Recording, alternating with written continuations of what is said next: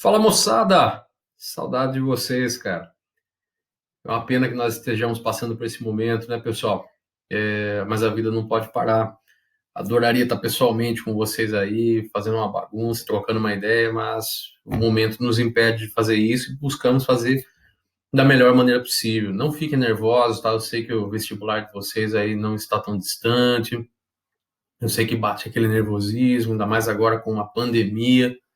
Mas pode ter certeza que do lado de cá, todos nós estamos buscando a melhor maneira para poder chegar com esse conhecimento até vocês, tirar essas dúvidas, tornar mais agradável esse momento ou menos desagradável esse momento para vocês. E em tudo, pessoal, podem e devem contar com a gente, ok?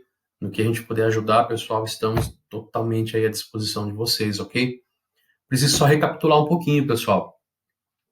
Antes da nossa pausa, nós trabalhamos um pouquinho sobre nova ordem mundial, falamos sobre as suas características e começamos a falar sobre tensões, ou seja, sobre conflitos do mundo todo. Primeiro, conflitos ali do continente americano, europeu, e depois, na nossa última aula, no nosso último encontro, falamos sobre conflitos no continente africano. Pois bem, pessoal, na aula de hoje a gente vai falar sobre conflitos do continente asiático, tá? Eu vou dividir em duas porções para vocês, a Ásia 1 e a Ásia 2. Nessa primeira porção da Ásia 1, nós vamos trabalhar principalmente a parte da Ásia Meridional e o Sudeste Asiático. Basicamente, pessoal, conflitos da Índia e conflitos da China, certo? E depois nós trabalharemos um pouquinho mais aí a questão do Oriente Médio, com conflitos tipo dos sírios, iraquianos e o conflito palestino. Ok? Tranquilos? Vamos começar então, né, pessoal? Vamos lá. Um mapinha da Ásia Meridional, igualzinho que vocês têm na apostila, eu peguei da apostila digital, tá? Idêntico. Nós temos aí a chamada Ásia Meridional, ou Sul da Ásia, pessoal. Engloba principalmente aí a Península Indiana, certo? O que nós temos que recordar, pessoal, dessa porção do globo? Foi uma possessão britânica, tá? Pertencia ao Império Britânico e só conseguiu o seu processo de independência no ano de 1948, contexto do pós-guerra, onde muitas colônias conseguiram também o seu processo de independência, conseguiram evoluir para essa independência, ok? Só que essa regiãozinha, pessoal, ela é um caldeirão cultural, né? Você vai encontrar aí, por exemplo, línguas diferentes, dialetos, então, mais de 1.000 dialetos diferentes, 1.600 dialetos regionais. Nós temos aí algumas religiões locais, vamos ter que destacar duas aí, né? Primeiro, o hinduísmo, mais de 80% da população local, e temos a presença também do islamismo, pessoal, ou seja, a população muçulmana existe lá também. E esse processo de independência não foi tão simples, né, pessoal? Por quê? Dá uma olhadinha nesse mapa aí, ó. Observe o Paquistão, é um país muçulmano. A Índia já é um país de maioria hindu. Bangladesh também é um país de maioria muçulmana, islâmica. Você poderia, por exemplo, ainda pensar no Nepal ou ainda no Butão como sendo aí de maioria budista. Ou seja, pessoal, temos um caldeirão cultural, um caldeirão religioso aí, e nós sabemos que isso costuma dar problemas. Isso porque eu nem falei ainda na questão da etnia. Diga-se de passagem, pessoal, que nesse mapa nós trabalharemos dois problemas étnicos, ok? E um religioso, certo? Vamos começar primeiro pelo religioso, na regiãozinha chamada de Caxemira. A Caxemira, pessoal, ela está cravada aí no mapa entre Paquistão, Índia e China.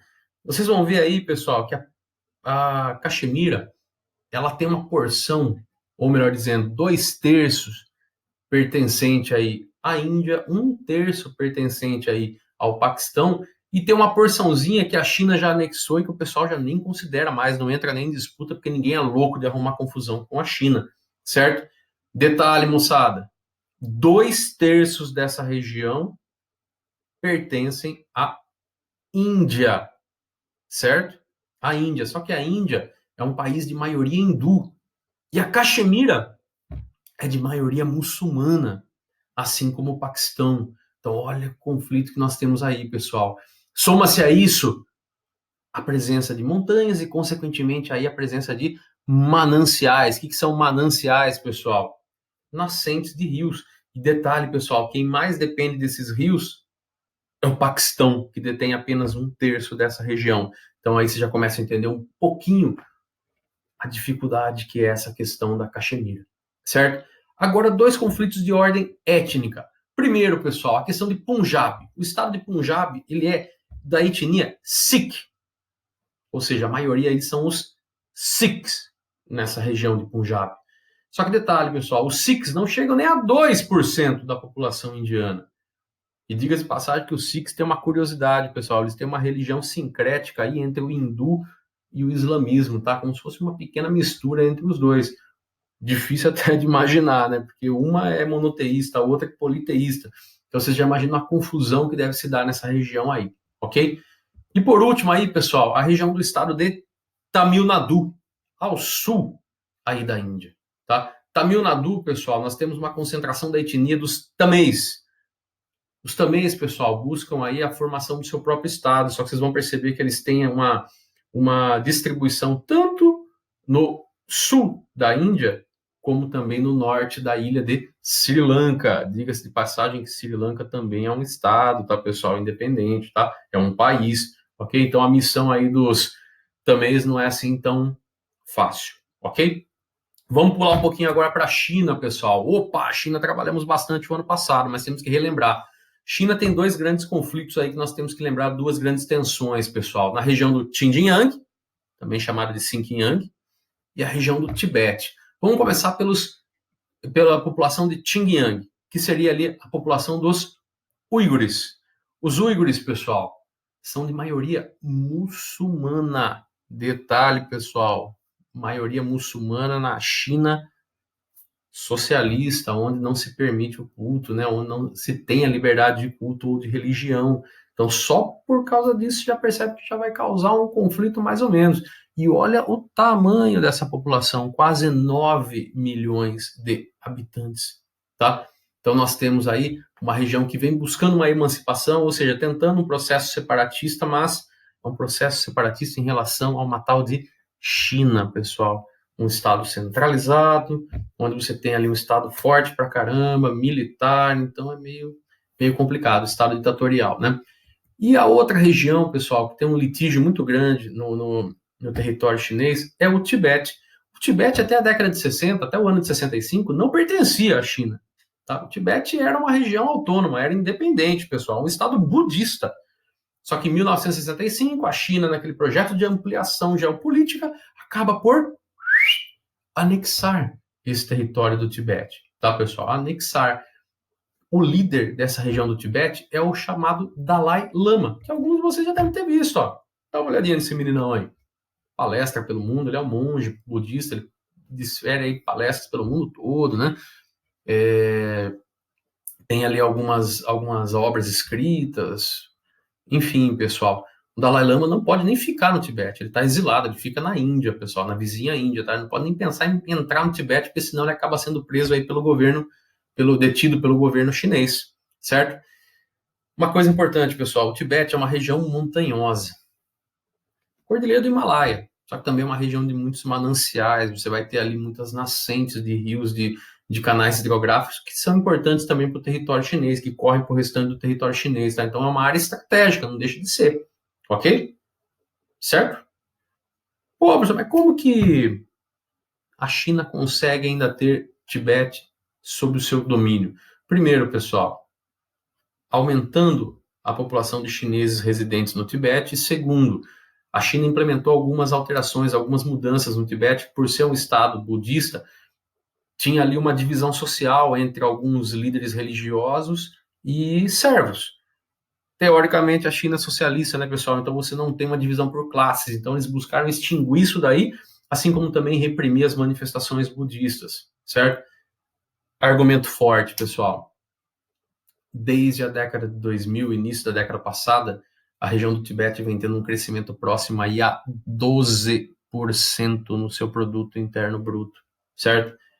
Isso é muita coisa, pessoal. O Brasil, no mesmo período, teve uma média aí de 2 a 3%, e eles com 12%. Então, esse já é um forte argumento para que enfraqueça esse desejo de independência do Tibete em relação aí à China, certo? E só para a gente finalizar, pessoal, mais uma questão aí que vocês já viram muito ano passado, já estudaram, mas cabe a gente relembrar, porque vira e mexe está na mídia, hein? A questão dos curdos, pessoal, mapinha da apostila aí, ó, o mesmo mapa, tá, que vocês têm na apostila. Nós sabemos que os curdos, pessoal, são o maior povo apátrida do mundo. Ou seja, o maior povo sem país do mundo. Os caras não têm país. Eles estão espalhados por 5 países diferentes. Dá uma olhadinha no mapa aí, ó. Tem curdo na Turquia, na Síria, no Iraque, no Irã, na Armênia. Ou seja, pessoal, em todos esses países os curdos são minoria. Isso vocês vão lembrar que nós estudamos ano passado. Lembrando que eles são muçulmanos sunitas, certo? Muçulmanos sunitas e buscam aí a formação do seu país, que seria aí chamado de Kurdistão. Agora vamos ver, pessoal. Isso daí é do ano passado, hein? Por quê? Quais são os obstáculos para a não formação do Kurdistão? Por que a missão deles está muito distante ainda? Simples, pessoal. Se viesse a ocorrer a formação do Kurdistão nessa área que vocês estão vendo aí, o Kurdistão seria só a maior potência regional. Por quê? Porque tem uma suficiência muito grande em água e em petróleo. Onde vocês estão vendo o xizinho vermelho aí são as nascentes só do rio Tigre e do rio Eufrates. Corta uma das regiões mais áridas do globo.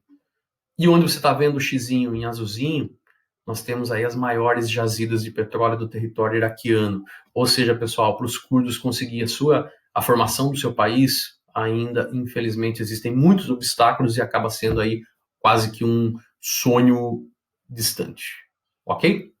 Certinho? Valeu, galera. Até a próxima.